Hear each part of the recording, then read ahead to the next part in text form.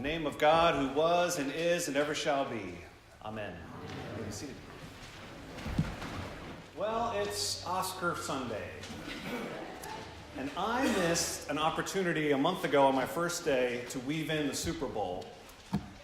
And the reason I regret that is because I have a personal pact to make at least a mention of something in the zeitgeist in preaching. I can't let a Super Bowl or an Oscar Sunday get by. So, since it's the Oscars tonight, and I know that about half of you didn't realize that, that's okay. Here's a little recent Academy Awards history. In 2008, there were only 5 Best Picture nominees the last time that happened. And that was the cause for a great uproar, because that year was the year that saw The Dark Knight, the Batman movie, and WALL-E, the Pixar movie. And both were popular, successful, and quality movies. And a lot of people thought that those were number 6 and number 7 of the best pictures that year, and that if only the list was a little bit longer, they would have squeaked in. So it was advocated strongly that the Academy should expand its Best Picture category to 10. And it did that for a few years, and now it's settled in on something called a preferential ballot, which means you can have as many as 10 Best Picture nominees and no fewer than 5. And usually it's about 8 or 9. Tonight it's 9 nominees. So that was the first cleanse of a broken system. But then 3 years ago, just on the heels of the film 12 Years a Slave winning Best Picture, controversy ensued again when people noticed that virtually all the nominees for the Oscars were white. There were no people of any color represented, and several great movies helmed by Latinos and African Americans were shunned.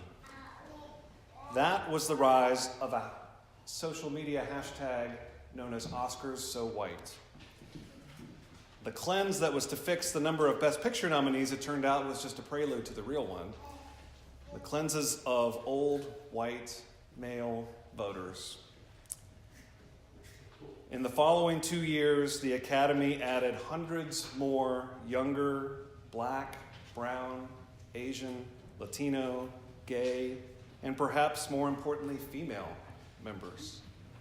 The result was famously seen last year in the Best Picture winner. Now, I know you all remember that because they mixed up the envelope. And the actual winner was Moonlight. Now, full disclosure, I think Moonlight, the story about a young black gay child in the slums, is a masterpiece and deserves Best Picture. Okay, moving on. Tonight, we will see that there is actually real drama in the Best Picture race because the mixed body of voters now makes it an exciting race. So the cleanse makes it less predictable and more dynamic. And we will move from the temple of motion pictures to the temple in the 1st century, where we find another great cleanse. Today's gospel lesson in John is the famous cleansing of the temple, where Jesus is a little ticked off. And he enters to the Jerusalem central house of worship. He sees the trading and the selling happening in the sacred space and has what can be modestly called a meltdown. Of all the things Jesus does in his life and death, this is one of the very few that is uncontested historically and uncontested in the Gospels. All 4 Gospels agree that this happened. And they all agree that at some point Jesus entered the temple in Jerusalem, overturned some tables, and most importantly caused a ruckus, made a name for himself, and not in a good way. John's Gospel, which you may notice interrupts our normal series of Mark this lectionary year, John's Gospel is already a gospel that marches to the beat of a different drum. Remember, it begins not with a birth narrative or Christmas story. It starts with the Word was God and the Word was with God. It's already very, very different. And its chronology and its details differ greatly from Matthew, Mark, and Luke. Case in point, this moment in Jesus' story happens very, very early. Notice it's John 2. The other Gospels tell the story as happening after Jesus' triumphal entry, what we celebrate on Palm Sunday. John's Gospel, written several years, decades, really, after the events it depicts, is not interested in historical accuracy. These Gospels never proclaim to be historically accurate, after all. It is, however, telling us something we need to know about who Jesus is, and it's trying to tell us it at the very start. By placing this episode at the start of his ministry, it establishes that Jesus will be the ultimate table overturner. In this incredible sequence, Jesus is naturally challenged by the Jewish leaders.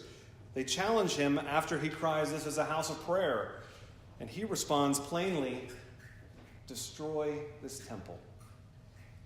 It is an active instruction, not "I will destroy this temple," "you destroy this temple." And on the third day, quote, "I will raise it up." It is supposed to sound ludicrous, audacious, and the Jewish leaders respond that way. The author of the gospel even spells it out for us, however, that they don't understand what Jesus is talking about because he's speaking in metaphor. He's not speaking about the temple of brick and mortar in which people worship God. He is speaking about himself. "Destroy this body, if it be your will, and in 3 days God will raise that body back up." The temple, for Jewish worshipers and leaders of the first century, was a holy place where God would dwell. In the temple, one could encounter God. One could make a sacred home for God to reside. Remember Peter at the Transfiguration a few weeks ago, insisting on building tabernacles for Jesus and for Moses and Elijah to capture the moment and create sacred spaces for them to dwell in. It's the same kind of concept. But what Jesus is saying and reminding us is that God is not confined to a building or a structure. God dwells in Jesus himself. Jesus is that temple in which God resides, and if you destroy it, it will rise again 3 days later. This is an auspiciously timed lesson in the middle of Lent, where we are being teased about that certain other rising on a certain third day that is happening at the end of this season. Jesus' dramatic cleansing of the temple is really a moment to shake everyone into a realization. God dwells in Christ, and now Christ dwells in and amongst us in our version of the temple. A cleanse every now and then is a good thing and a necessary thing. It can happen in little ways, like our Lenten disciplines that clear out the stuff in favor of more of a pure relationship with God. It can happen in grand ways, like the Me Too movement, which empowers women in the workplace and will no doubt be a major force in the room at the Oscars tonight. It can happen in big ways, such as the advancement of racial harmony, even when it feels like we are sometimes 2 steps forward, 1 step back after things like Charlottesville. And a cleanse has been happening with the rise of the marginalized voices of the students of Parkland, Florida, who will not be silenced until lawmakers work toward sensible gun control. For as long as there are those willing to enter these temples and overturn these marketplaces for the sake of the good, we know Christ is there. Destroy this temple, and in 3 days I will raise it up. Amen.